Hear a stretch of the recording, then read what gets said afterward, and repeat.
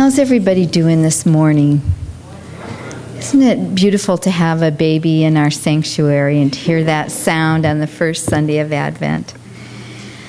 I guess I already said this, or maybe I didn't, but it's been the hope of our youth and family ministries coordinator to create a true intergenerational service. And today we did it. Isn't that neat? We had Uniteens greeting you at the door. Yes, thank you, God.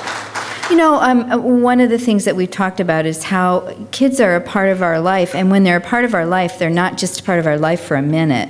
When they're a part of our life across the board, and really they're a part of all of our lives, because these children belong to all of us. And so it's nice to have them with us besides, at some point in the service rather than just the end of it, have them throughout. Anyway, thank you for being a part of the fruit of our hopes.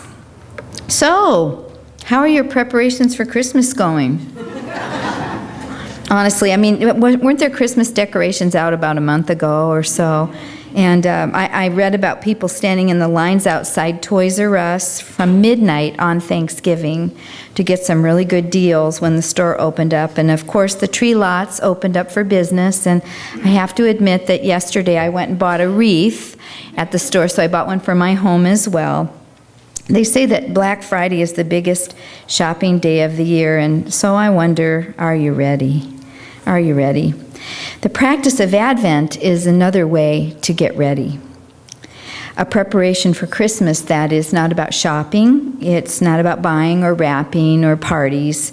Advent is practiced, for those of us who are not familiar with Advent, it's practiced for the 4 weeks prior to Christmas, and it is a spiritual preparation.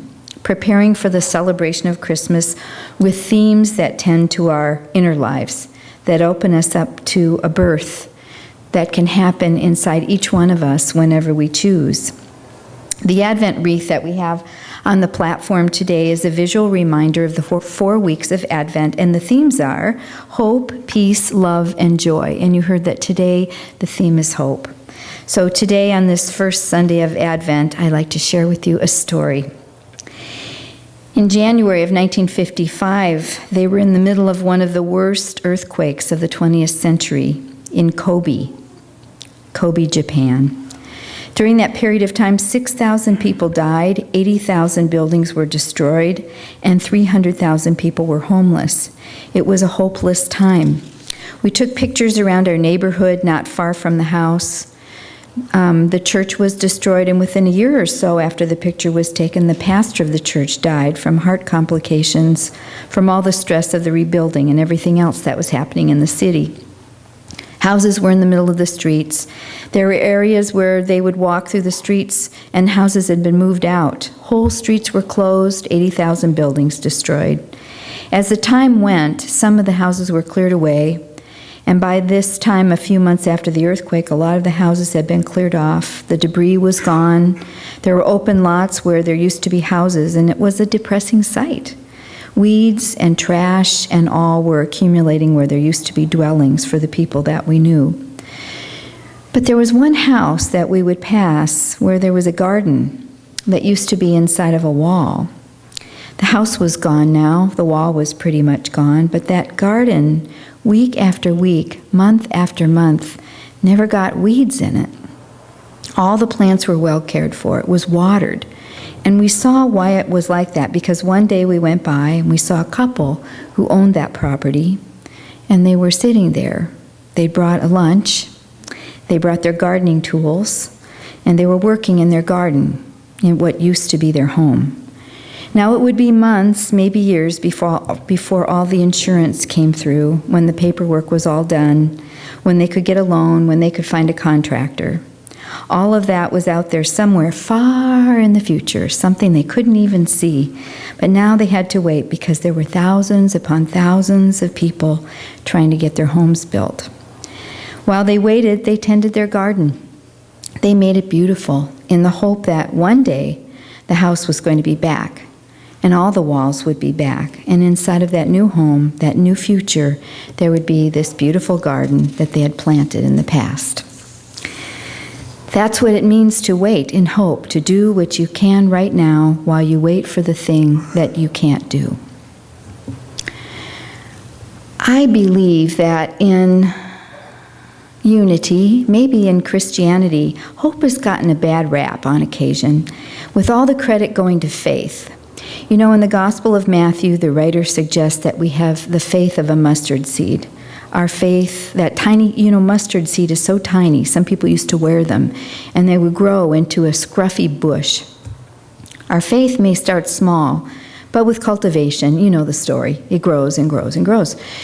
But what if the beginning with that mustard seed isn't so simple? What if you were subjected to earthquakes like the people in our story, or unfathomable poverty or abuse?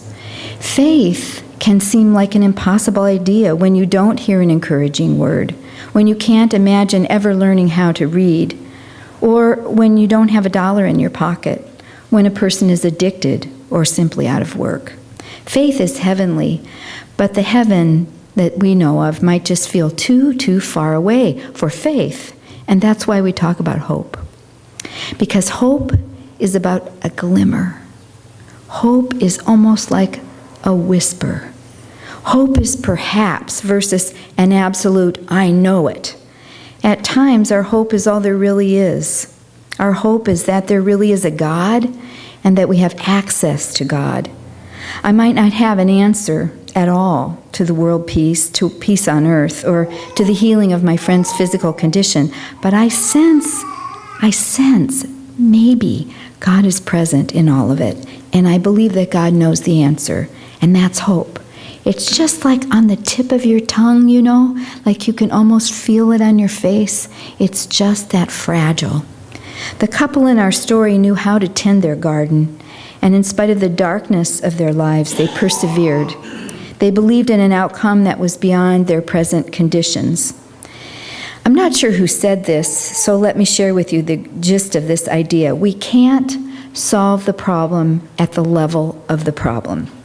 The problem is solved when we lift our thoughts to a higher realm, when we think bigger. Another way of saying this, is that horizontal thinking alone will not do it. Looking at the level where we're living is not where divine ideas lie. Rather, we graduate to thinking vertically. We think not just across the board, but we think up. Now, we know that God doesn't live on a cloud up there. We know that God is up and down and all around and everywhere and present. We know that about God, right? And inside of us.